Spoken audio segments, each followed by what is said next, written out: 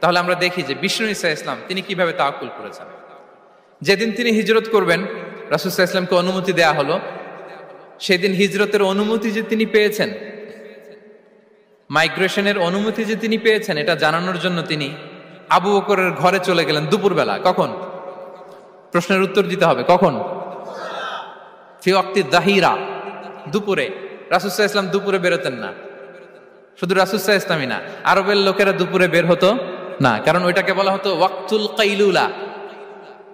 আমরা power nap নেই না, এই পাওয়ার ন্যাপের টাইম ছিল তখন। বাইরে প্রচন্ড রোদ, কেউ বেরোতো না, বিষ্ণু সাল্লাল্লাহু আলাইহি ওয়াসাল্লাম বেরোতেন না। দেখেন বিষ্ণু সাল্লাল্লাহু আলাইহি ওয়াসাল্লাম ওনার চিরাচরিত অভ্যাসকে, হ্যাবিটকে ব্রেক করে দুপুরে বেরোলেন। বিষ্ণু সাল্লাল্লাহু আলাইহি ওয়াসাল্লাম কখনো মাস্ক পরতেন না, মানে মুখ ঢেকে চলতেন না, সবসময় মুখ খোলা। ওই দিন তিনি মাস্ক পরে বেরোলেন। মুতাকান্নিআন, খারাজা মুতাকান্নিআন, মানে রুমাল দিয়ে মুখটাকে ঢেকে বেরোলেন, দুপুরবেলা বেরোলেন, মানুষের চোখের সামনে যেন তিনি না পড়েন। দুপুরে বেরোলেন, মুখ ঢেকে বেরোলেন। আবু বকর রাদিয়াল্লাহু তাআলা আনহুর ঘরে যেয়ে বললেন, উযিনা লি বিল খুরুজ। আবু বকর, অনুমতি দেয়া হয়েছে, ঘরে কারা কারা আছে একটা কথা বলবো, সবাইকে বের করে দাও। আখরিজ মান ফিল বাইত। আবু বকর বললেন, ইয়া রাসূলুল্লাহ, ঘরে তো আপনার ফ্যামিলি। আয়েশা রাদিয়াল্লাহু তাআলা আনহার সাথে ততদিনে বিয়ে হয়ে গিয়েছে, কিন্তু সংসার শুরু হয়নি। দে আর পার্ট অফ ইউর ফ্যামিলি, আপনার সংসার, আয়েশা, আসমা। তখন তিনি আশা ফিরে পেলেন, বলেন ঠিক আছে তাহলে শোনো, উযিনা লি বিল খুরুজ, অনুমতি দেয়া হয়েছে, আমি থাকবো সাথে? রাসূল সাল্লাল্লাহু আলাইহি ওয়াসাল্লাম বললেন, হ্যাঁ তুমি থাকবে। ওই দিন রাতে ওনারা বের হলেন। মক্কা থেকে মদিনা একদিকে, উনি বেরোলেন আরেক দিকে। ধরেন মক্কা থেকে মদিনার রাউট হচ্ছে এইদিকে, তা আমরা তো এইদিকেই বেরোবো নাকি?